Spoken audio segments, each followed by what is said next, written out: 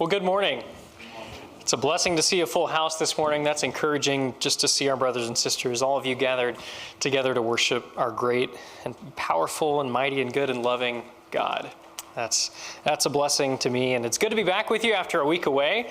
I missed you all, and that's not a lie, I really did.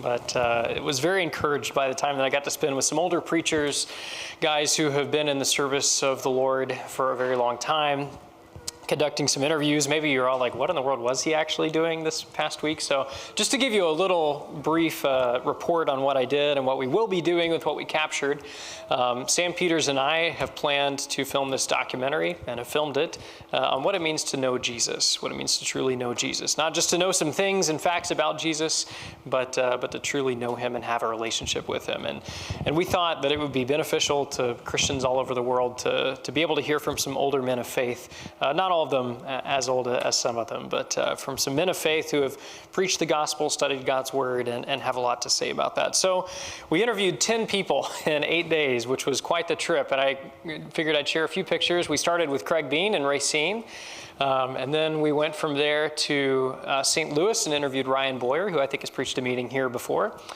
And then from there, we went to Tampa, interviewed Ralph Walker, and then that same night interviewed David McClister. And that Sunday, I got to preach for the Valrico Church, where we used to attend, and give them a report, which was a real encouragement to get to be with them. And then the next day, we went up about an hour north of Tampa to interview Melvin Curry, who has taught Bible for a very long time, had a lot of knowledge to share. And from there, we went to Atlanta, filmed Philip Shoemake. That's who that is. He preaches with the Embry Hills Church in Atlanta, along with Sewell Hall, who we also got to interview in Atlanta. From there, we went to Louisville, Kentucky, interviewed Mark McCrary, who preaches with the Douglas Hills Church there. And we also got to spend some time with Paul Earnhardt, who has been at the Douglas Hills Church for quite some time. Also got to spend some time with Matt and Sherry Henneke while we were in Louisville, so maybe some of you know them. But that was a blessing, and they treated us to some nice Louisville barbecue. So anyway, and then we finally wrapped up just on Friday with Steve Wolfgang at Downers Grove, right up here in our neck of the woods. So it was a busy week and a lot we bit off, but thankfully everything went pretty well with the trip, and they said some things that I think will be helpful to any Christian in their walk. And so now my task is to edit all that footage into something that everybody can watch. So hopefully I'll keep you posted as how that's coming, and hopefully be able to share something with you before too long. So thanks for letting me do that last week. I know I had come kind of with the intention of doing a lot of that in my work as an evangelist, and also doing work in the digital side of things when it comes to evangelism and God's word. So I appreciate your support, your encouragement of me in that work a lot. Well, if you would open your Bibles to the book of Leviticus this morning. The book of Leviticus. And maybe you're thinking, oh man, I thought we were done with that. But it's that time of the month, well, a little bit late actually. I've been trying to spend the last Sunday of each month talking about that One God, One Story series that we've been considering, and walking through the Bible one book at a time, showing how each book connects to the overall story of the Bible, the overall biblical narrative. And hopefully that rings a bell for you this morning. So since August, last week I was in where was I? I guess I was at Valrico on Sunday. Sorry, crazy week. But since I was in Valrico last Sunday, I figured I would take this Sunday and do the Leviticus lesson. So that's what we're going to do this morning. And you know, Leviticus is an interesting book. By interesting, I mean it's very uninteresting to some people at face value. It's one of the most neglected books in the Bible, I think, that we tend to kind of avoid because there's a lot of detail, a lot of nuance to it. Some people might even say that Leviticus is where Bible reading plans go to die. I've heard that, and not only have I heard that, I have experienced that. I had a Bible reading plan one year that got to Leviticus, and it didn't happen, and I never got back on it. And that's a common experience, I think. But hopefully we all gained some appreciation for that book in our study last quarter. I think at the beginning, maybe some of us were thinking, okay, well, Leviticus, this should be interesting. Maybe even Al, who hadn't taught it before, was thinking, well, we'll see how this goes. But I think a lot of us realized, hey, there's a lot more to this book than maybe we realized. A lot that we can learn about God from this book.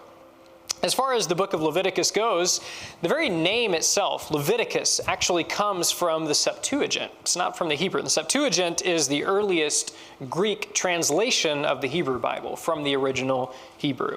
And so that name comes from the Greek, which is not the original. So while certainly there's a lot said about the priesthood in the book, therefore the name Leviticus, the Levites who were to be the tribe from which the priesthood would come, while there's a lot said about them, it was actually written to the entire nation of Israel. It wasn't just for the priests.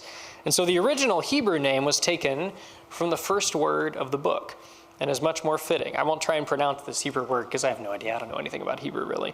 But what it translates to is, and he called.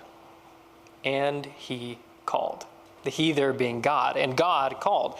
And this is really the concept that sets the tone for the rest of the book of Leviticus. Whether you're talking about the priesthood, which it does a lot of, or whether you're talking about the entire nation of Israel, whether you're talking about all of God's people, and God called is a pretty fitting theme for it. Whether you're talking about the priesthood or whether you're talking about the people as a whole, the theme of the book is holiness. And I think we saw that very thoroughly in our study last quarter. But it's not just any holiness according to some arbitrary standard either. Consider chapter 19, verses 1 and 2, which I think is what was on the cover of our workbook from last quarter. Leviticus chapter 19, verse 1 says, "And the Lord spoke to Moses, saying, Speak to all the congregation of the people of Israel, and say to them, You shall be holy, for I, the Lord your God, am holy." This isn't some random standard or you pick what you think is holy. You be holy as God is holy. And that's what we see throughout the book, is the call of God to his people, not just to be holy as they see fit, but to be holy as he is holy. And so what I want us to see is that another way to think of something that is holy, though, is to think of something that has been divided and named. Divided and named. And ultimately, I believe Scripture shows us that our God is a God who divides and names. And as far as I'm concerned, no book shows us this better than the book of Leviticus. And so maybe this will be a little bit of a different approach. I do want to center our study around chapter 19, but we're going to be going a little bit all over the Bible to see how this thread continues throughout the whole story of the Bible, which again is the purpose of the series, and then focusing in on Leviticus just to see how powerfully it demonstrates this about our God. So hopefully that makes some sense. Let's dive in. The first thing we ought to notice in terms of God being a God who divides and names is that God divided and named from the very beginning. And to truly understand the thrust of Leviticus, we have to go back to the very beginning of the Torah, the very beginning of the entire Bible, as a matter of fact, to the creation account in Genesis chapter 1. Flip over there with me, if you would. Genesis chapter 1. In verse 1 of Genesis chapter 1, it says, "In the beginning, God created the heavens and the earth. The earth was without form and void, and darkness was over the face of the deep. And the Spirit of God was hovering over the face of the waters. And God said, Let there be light. And there was light. And God saw that the light was good." And hear this, God separated the light from the darkness. God called the light day, and the darkness he called night. And there was evening and there was morning the first day. And then in verse 6, "And God said, Let there be an expanse in the midst of the waters, and let it separate the waters from the waters. And God made the expanse and separated the waters that were under the expanse from the waters that were above the expanse. And it was so. And God called the expanse heaven. There was evening and there was morning the second day." So we see from the very beginning, this is what God does. And he's separating these things and he's naming them out. And this carries throughout the entire creation narrative. That's a consistent theme. And the truth is that when God divides and names, our job as his people is to respect that reality that God set up. From the very beginning, God is setting in place this order. He is dividing and naming, creating order and saying, this is this and this is this. And so when we violate that created order, we do so to our own demise. How often do we see that today around us? But from the beginning, it was not so. God created, he divides, and he names, and it is very good. It's a good thing. Yet another example from the creation narrative that we might think about is that all trees are good, except one. Yet again, an instance of God dividing and naming. Saying, you can eat of all this, but of this you cannot eat. This is eatable, this is not edible. And when we violate God's dividing and naming, we do so to our own demise. We see that very early on in Scripture. But not only does Genesis show us this, but Exodus shows us this as well. If you remember, as far back as a month ago, or maybe even a little more, in the Exodus sermon in this series, we talked about Exodus chapter 6. That's where we went in that sermon. And this is God talking about how he is going to deliver his people. He says in verse 1, "But the Lord said to Moses, Now you shall see what I will do to Pharaoh, for with a strong hand he will send them out, and with a strong hand he will drive them out of his land." And then we see again in verse 7, "I will take you to be my people, and I will be your God, and you shall know that I am the Lord your God who has brought you out from under the burdens of the Egyptians." So God pushes them out of the land. He uses Pharaoh to drive them out. There's this separation. These are my people. These are not my people. There's a very clear separation. And then in verse 7 he says, they are called, maybe he doesn't say it exactly in these words, but they're God's people. They bear his name. And so there's a very significant difference in the people who are not God's people and the people who belong to God. And in fact, we see this separation get even more clear. There we go. This separation gets even more clear when the Red Sea comes into play. Right? It's not just a theoretical separation, but there is a big separation of this huge body of water, and we see God miraculously shows there is a distinction between his people and those who are not his people, and those who are not his people ultimately perish by that distinction. And so we see that in Genesis, and we see it in Exodus, and as I hope you'll see, we see it throughout the entire Bible. But God divided and named from the beginning. This is who he is. That's who God is. He is a God who divides and names. But then we move on to the book of Leviticus, and we see that God divided and named more specifically in Leviticus. First of all, with the priesthood. Like we noted, there's a lot said to the priests in Leviticus, and so perhaps that's why it earned that name, though it is addressed to the whole nation.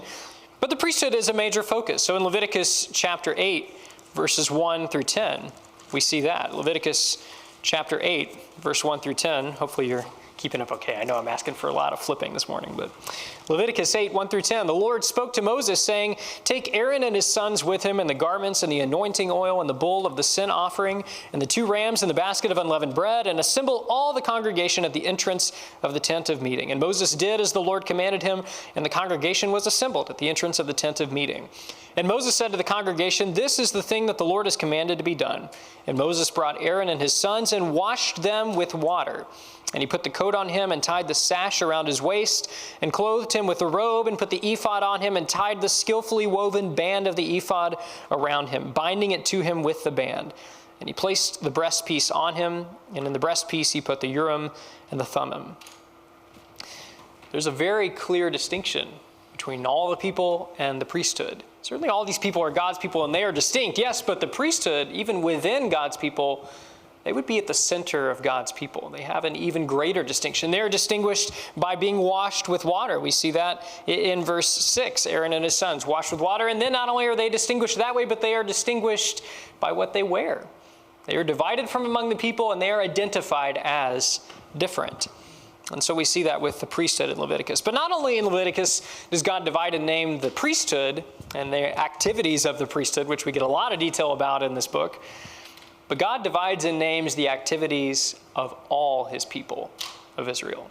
God divides and names the activities of all his people. Back in Leviticus chapter 19, verses 1 through 8, we read this. "And the Lord spoke to Moses, saying, Speak to all the congregation of the people of Israel, and say to them, You shall be holy, for I, the Lord your God, am holy. Every one of you shall revere his father and his mother, and you shall keep my Sabbaths. I am the Lord your God. Do not turn to idols or make for yourselves any gods of cast metal. I am the Lord your God.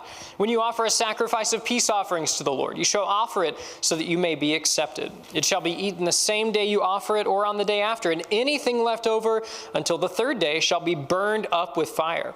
If it is eaten at all on the 3rd day, it is tainted. It will not be accepted.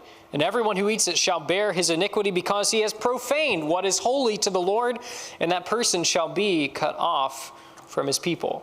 And this is just a window into the rest of the book of Leviticus. But we see here that God has very specific divisions for what is holy and what is unholy.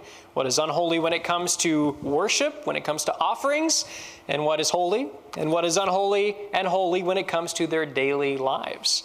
He talks in those first few verses there about revering your father and mother and keeping the Sabbath and don't turn to idols. Right? Those are daily things that are holy or unholy. And so God cares about that. But all throughout Leviticus, this is just kind of a window into the book. We see constantly there's a frequency of distinction between that which is holy or clean and that which is unholy or unclean. You think of the only really narrative part, the story in Leviticus in chapter 10, Nadab and Abihu. This especially applies to that, how we approach a holy God. How we approach a holy God is important, and Leviticus shows us that as well. And Israel's task is to learn what is holy and what is not. And so looking back to the Exodus, now that God has separated his people, not only is Israel no longer going to live in the land of the Egyptians, but not only are they going to be separated physically, they're going to be separated by their daily life. They're called to a higher standard of worship and a higher standard of living in general. Many things were done by the Egyptians. They were a polytheistic society. They had all kinds of gods, and we even today learn about their Egyptian mythology and the gods that they had. But they also killed children. Just think about what Pharaoh did to the children in the time of Moses. This was something that the Egyptians did, and those were things that the other nations did around them as well. Polytheism, child sacrifice, that sort of thing. And God says, no, you're not to have any part in that. You are my people. You don't do that. Not only are you not going to live in their land, but you're not going to do what they do. You are divided. You are named my people, and you will be different. So God's people were to have no part in that. And we see that here in Leviticus chapter 19, where he's giving them these directions, not only for their daily lives, but for their worship as well. So God divided and named in Leviticus as well. But the truth is, as we have learned a lot of things about God's nature in this study, God's nature continues, and God has divided and named today as well. God has divided and named today. First of all, when we look at the priesthood, just how in Leviticus, the first thing we see divided and named is the priesthood, God has divided and named Jesus as a high priest. In Hebrews chapter 7, we get a glimpse into this as to how Jesus is set apart from others. Jesus is identified as a high priest. Hebrews chapter 7, verse 23 says, "The former priests were many in number because they were prevented by death from continuing in office. But he, Jesus, holds his priesthood permanently because he continues forever. Consequently, he is able to save to the uttermost those who draw near to God through him, since he always lives to make intercession for them." And key in on this verse 26, "For it was indeed fitting that we should have such a high priest, holy, innocent, unstained, separated from sinners, and exalted above the heavens." Jesus is different. Chapter 4 and verse 15 talks about how he was tempted as we are, yet without sin. There's a difference in Jesus. God has divided him from the other people, from the sinful people, and said, "You're my son. You are a high priest. You are holy above all others." And so we see that, and that has extreme consequence for us as well, because that makes him fitted to be what we needed as a high priest, fitted above all other high priests even. He's holy among people, but he's also even holy among all other priests. But not only has God divided and named Jesus from others today, God has divided and named us as well. If you would flip over to 1 Peter chapter 1. 1 Peter chapter 1. In 1 Peter 1, verse 13, Peter really centers in on this theme. Holiness is a huge theme of Peter's first epistle. And we see that in this first chapter. 1 Peter 1, verse 13, "Therefore, preparing your minds for action, and being sober-minded, set your hope fully on the grace that will be brought to you at the revelation of Jesus Christ. As obedient children, do not be conformed to the passions of your former ignorance, but as he who called you is holy, you also be holy in all your conduct, since it is written, 'You shall be holy, for I am holy.'" Something important to note here. The previous passions of your former ignorance, that applies to all of us. We all have sinned and fallen short of the glory of God, right? So these previous passions that we speak of, that is where we are. We are not holy when we come to God because we've sinned. And so God calls us to this holiness. And what's his answer? Well, here in 1 Peter 1, we see the answer is to leave them behind. He says, you also be holy in all your conduct. Change your conduct to where you are in step with God's holiness. Just as God separated things in creation, just as God separated his people from Egypt, just as he called the priests to be even holy among his people, and just as he called his people in Leviticus he called them to a higher standard of daily living and of worship, he calls us to the same today as well. It was interesting to me. I was thinking about the word ecclesia. That's the word for church in the New Testament. And what does that mean? It means the called out. It's exactly what it means. And it just parallels perfectly with Leviticus. What's the original name of Leviticus? And God called. And he called. This is what God's been doing. He's been calling people, dividing them separate from the world, separate from sin and unholiness. He's been calling them to be holy and calling them his since the very beginning. And that's what he does for us as well. Just as he called the Israelites out of Egypt, and just as he separated them from the Egyptians and made them his holy people by leading them through the waters, the dividing waters of the Red Sea, we too are made and recreated as God's holy people through the dividing waters of baptism. God divides in names. He did that way back in the beginning with creation. He did that in Exodus. He did it in Leviticus. He did it all throughout the Bible, and he's done it with us today as well. Okay, so what does this mean for all of us? How do we apply this? Well, there's one big question for all of us this morning that I would pose to you. God has divided and named his people today from the rest of the world. So the question is, which camp are we in? There's a clear division. There's the world and there is God's people. Are we among God's people? Leviticus shows us that this distinction is not made with general or loose criteria. It's not, well, he's a pretty decent guy and, he's pretty active in the community and good American citizen. I think we'll let him be among God's people. That's not how it works. To be one of God's people, Leviticus shows us, is to be holy in every aspect of our lives. Nothing can be accepted from that. And Leviticus also does something very important. It connects our worship with our personal lives. What we do in collective worship when we're here, it's not disconnected from what we do every day when we're not here, when we walk out of those doors. When we look at Leviticus, the structure of the book is interesting. Chapters 1 through 16 deal with temple or tabernacle worship inside the tabernacle, and chapters 17 through 27 deal with worship outside the tabernacle. And you know what this tells us? God is concerned with it all. There are no boundaries in the life of a person of God for what God cares about and what he wants to have lordship over. God is concerned with it all. I ran across this quote in my study that I thought was just perfect along this. It says, the Bible consistently joins right worship inside the church to right living outside it. Any worship that tolerates and continues to permit unrighteous behavior is not Christian worship. And that's true. These things are connected. God calls us to worship him, just as we see with Nadab and Abihu, in a holy way. God calls us to live holy lives every single day. And so again, the question for us is, if God has divided and named his people today, separate from the rest of the world, are we truly among his people? Are we? Or are we holding on to things that give the illusion that, oh yeah, we're God's, but in reality, we still are holding on to sins that we really like, that are done in secret, that keep us firmly chained and enslaved to the world and to the passions of our flesh? That's a question for all of us. It's easy to show up on Sunday and say, I love the Lord, and then at home, behind closed doors, to do things that God says, that's not holy. You're not my people. You're not one of my people. We all got to think about that.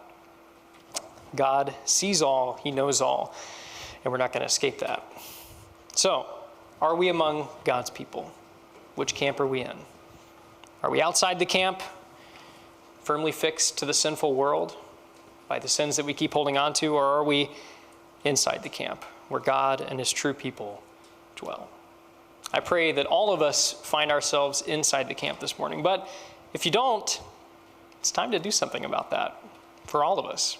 We need to take stock of our lives and figure out where we find ourselves this morning. If you've never come to Jesus and taken advantage of his offer of grace and mercy at the cross, you need to do that. Follow his way of submitting everything to the Father. That's what Jesus did for us. He showed us what it is to be holy, and he invites us to follow in his holiness, to be holy as he showed us how to live a life that is fully dedicated, devoted to the Father. Or maybe you're like me and you dedicated yourself to God at one point, but thinking about it and finding some things that aren't fully given to God, and you realize, I'm not among God's people because I'm holding on to some things. Make that right this morning, whether that's a public thing or whether you just need to make some changes in your life. Maybe ask a brother or sister to pray for you. Make those changes. I invite you to consider that. If you have a spiritual need that we can help you with this morning, we invite you to come as we stand, as we sing.